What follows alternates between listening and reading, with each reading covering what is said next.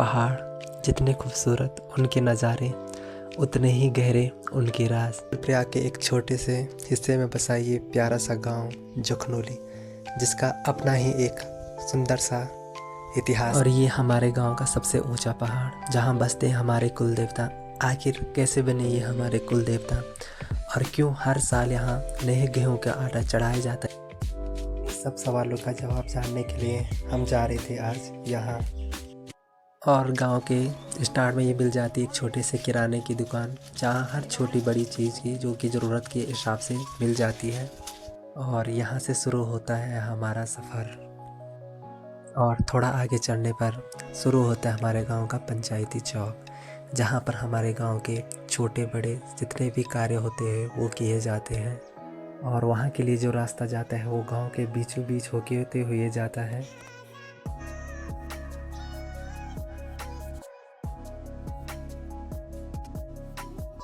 आज भी हमारे गांव में पुराने टाइम के घर देखने को मिलते हैं। और यहाँ पे गांव की बाउंड्री समाप्त होती है। इसके ऊपर पूरा हमारा नाथ देवता का वो रास्ता स्टार्ट हो जाता है। वहाँ सुविधाएं कम है, इसलिए हमें पानी वगैरह सारे अपने पास ले जाना। जो असली स्ट्रगल शुरू होता है वो अब होता है, क्योंकि पूरा जंगलों के बीच बीच रास्ता है और चढ़ाई भरा रास्ता है।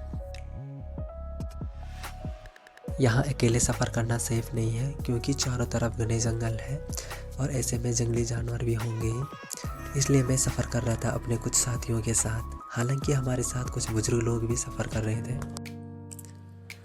और चढ़ाई भरे रास्तों को पार करके हम पहुँचते एक छोटे से फील्ड में, जो कि बेहद ही सुंदर था। वहाँ पे हम थोड़ा रेस्ट करते हैं। और अब हमें गर्म भी होने लगा था, क्योंकि गर्मियों का टाइम है और हमें अभी जाना था यहाँ।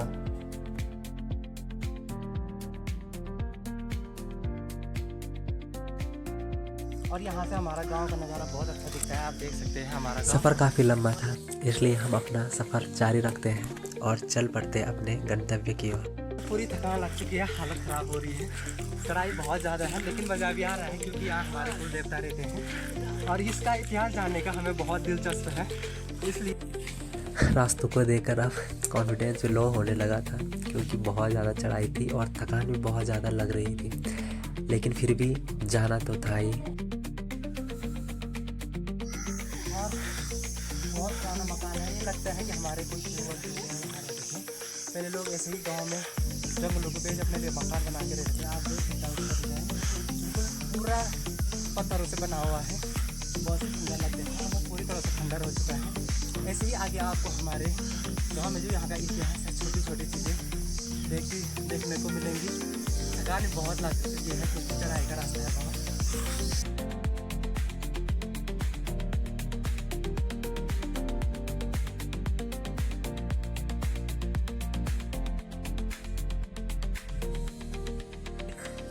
छोटा सा और एक छोटा सा इतिहास, जिससे यहाँ पता चलता है कि यहाँ लोग बसे रहे होंगे।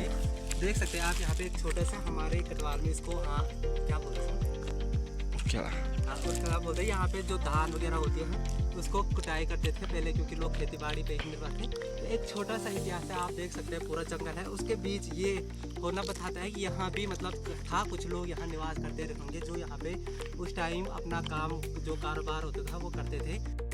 और अब हम एंटर कर चुके थे घने जंगलों के अंदर।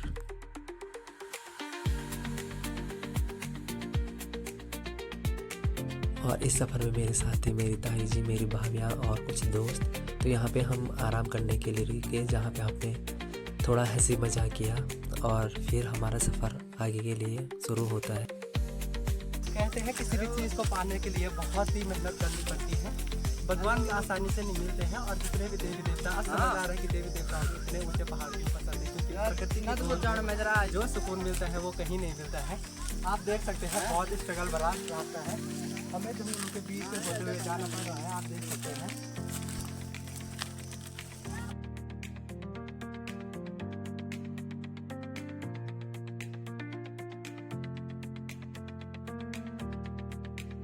अभी मैं रास्ता भूल चुका हूँ, क्योंकि मैं बहुत टाइम हो गया। जब छोटा था उस टाइम आया था, उसके बाद बाहर ही रहा हूँ ज़्यादा। तो आज बहुत टाइम बाद मैं यहाँ आ रहा हूँ, इसलिए मुझे रास्ता भी सही से पता नहीं है कहाँ है। हमारे साथ कुछ बुजुर्ग लोग आ रखे हैं, हमें आगे का रास्ता दिखाने वाले थे।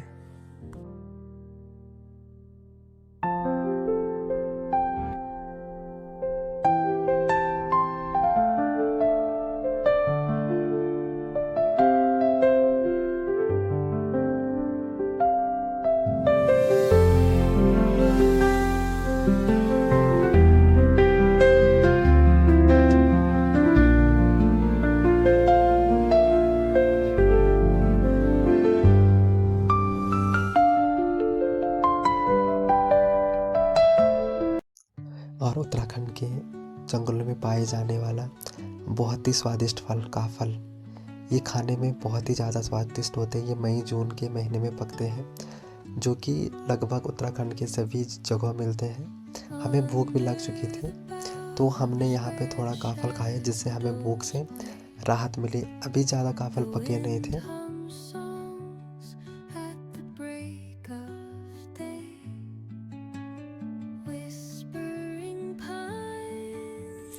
और जैसे जैसे हम अपने डेस्टिनेशन की ओर बढ़ रहे थे, वैसे वैसे हमारा स्ट्रगल और ज़्यादा बढ़ रहा था, क्योंकि और भी ज़्यादा चढ़ाई वाले रास्ते थे, पूरे जंगलों का रास्ता था।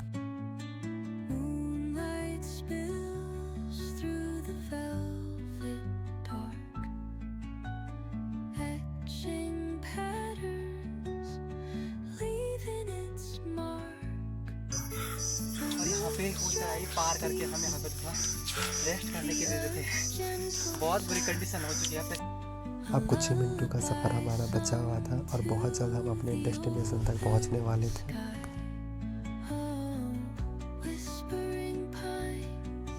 और इन वादियों में हमारी थकान कहीं गायब सी हो चुकी थी।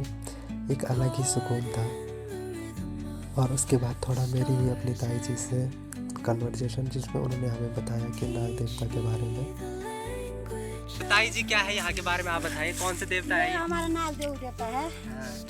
आइए नाग देव देवता है, वहाँ पे इसके ऊपर हमारा नाग बुद्ध भैरव रहता है। और जो है हमारा नाग बुद्ध भैरव जी ने बोला सबसे ऊपर में हो। तो जैसे ताई जी बता रही है कि यहाँ पे नाग देवता रहते थे, और जो हमारे कुल देवता यानी कि हमारे भैरव देवता है, तो उन्होंने कहा कि अगर मैं रहूँगा तो मैं सबसे टॉप में रहूँगा, यहाँ नहीं रहूँगा। तो इसलिए कहते हैं कि वो इनसे दूर वहाँ ऊपर चले गए। हम दिखा सकते हैं आपको, आगे बने रहे हमारे साथ, वहाँ भी बहुत सारा इतिहास जानने के लिए है। तो फाइनली गाइस हमारा सफ़र पूरा हो चुका है। आखिरकार हम भटकते भटकते और कष्ट झेलते झेलते यहाँ मंदिर में पहुँच चुके हैं। ये हमारे कुल देवता हमारे भैरवनाथ जी, जो कि हमारे रक्षक भी बोल सकते हैं, क्योंकि ये सबसे टॉप है हमारे में।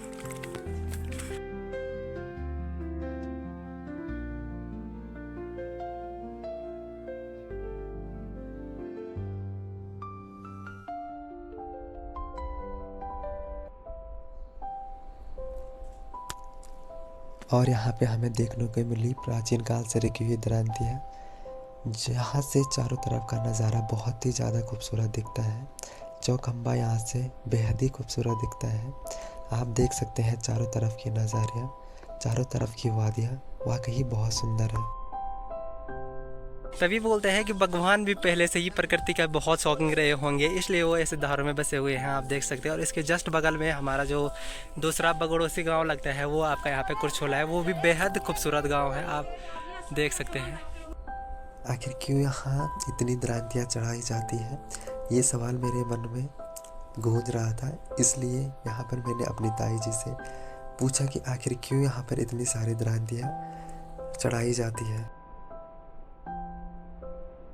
खानदानी देवता जो पूरी पुस्तानी सबसे बड़ो देवता यह जो है कि जो जानवर है उनके हाँ रक्षक के रूप में माने जाते हैं। जैसे ताई जी ने बताया कि जैसे गाय भैंस बीमार हो गई या कोई बीमारी लग जाती है, कोई भैंस गाय दूध नहीं देती है, तब बैल हल नहीं लगाते हैं, तो मतलब ये इनका नाम लेकर उनमें एक दरांती मतलब कि रख के उनके नाम का यहाँ पे चढ़ाते हैं, जिससे कि लोहे की जो भी वस्तु है, ज़्यादातर यहाँ पे दरांती आपको देखने के मिलेंगे, वो चढ़ाई जाती है, कि जिससे कि बोलते हैं कि उसके तुरंत बाद उनको चढ़ाने के बाद वहाँ पे गाय भैंस अपनी तरह जो उनका मतलब कि जिसलिए उन्होंने प्रकृति ने उनको बनाया वो काम करना स्टार्ट हो जाते हैं।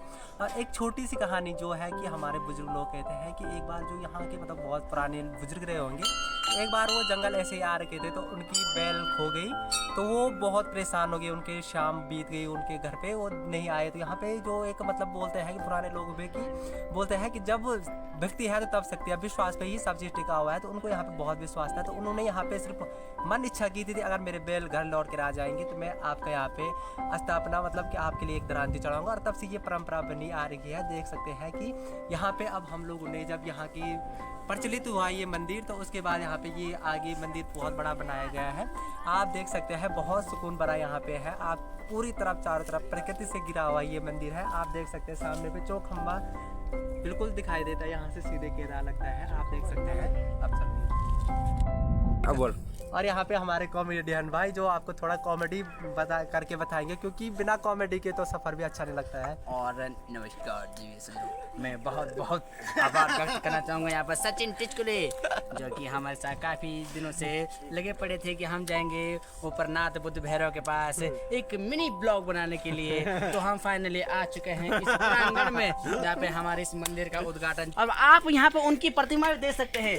आपने पहली बार आप देख रहे होंगे किसी भगवान के साथ किसी प्रधान की मूर्ति भी, और यह बिल्कुल हूबहू यहाँ पर हमारे प्रधान दादाजी जो हैं नमस्कार की अवस्था में बैठे हुए हैं, और ये जताना चाहते हैं कि भविष्य में कभी मेरी मृत्यु हो जाए तो नाथ बुद्ध भैरव के साथ साथ मेरी भी यहाँ पर प्रचंड पूजा हो जाए। और कहते हैं कि सबसे पहले सफाई बहुत जरूरी है। तो आप देख सकते हैं कि हमारी बात में यहाँ पे सफाई कर रहे हैं, क्योंकि जब अरे मुखड़ भी दिखाते रहे ना, साफ होता है तभी भगवान वास करते हैं, तो इसलिए यहाँ पे सफाई चल रही है। आप देख सकते हैं।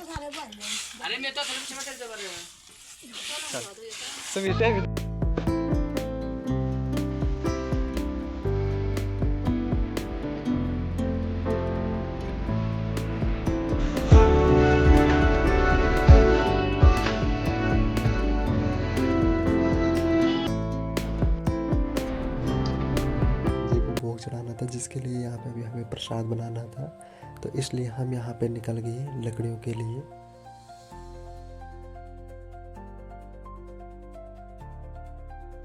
और यहाँ पे एक हमें सूखा पेड़ दिखा जहाँ से हमने लकड़ियाँ निकाली।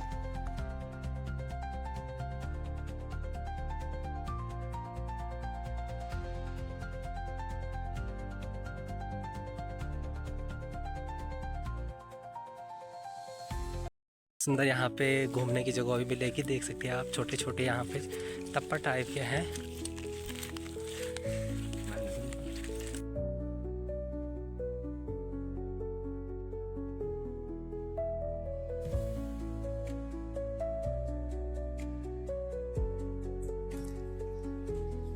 और हमारा खाना यही बन रहा था, क्योंकि यहाँ से जाते जाते शाम हो जाती, तो यहाँ पे हमारा खाना बन रहा था। तो यहाँ पे ताई जी यहाँ पे जो दरांतियाँ हैं वो चढ़ा रही थी, क्योंकि इन्होंने कोई मन इच्छा की होगी। और यहाँ पे जो है कि गेहूँ के कहते हैं कि जो हमारी पहली फसल होती है गेहूँ सबसे पहले उनका आटा इनको चढ़ाया जाता है, क्योंकि इनको गेहूँ की रोटी जो बहुत पसंद है, इसलिए सबसे पहले जो गेहूँ होते हैं जब उसकी कटाई के बाद यहाँ चढ़ाए जाते हैं, और उसके बाद हम लोग उस गेहूँ का यूज़ करते हैं। और यहाँ पे मिस्टर अंकित ने प्याज टमाटर काटना स्टार्ट कर दिया था, क्योंकि यहाँ पे खाने की तैयारी भी हो रही थी।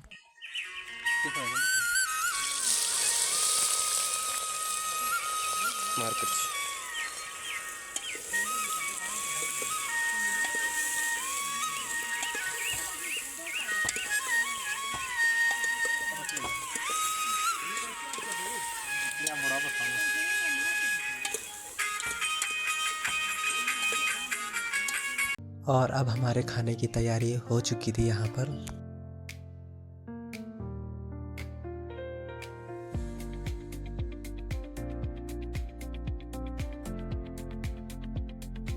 और अब हम निकल चुके थे घर के लिए।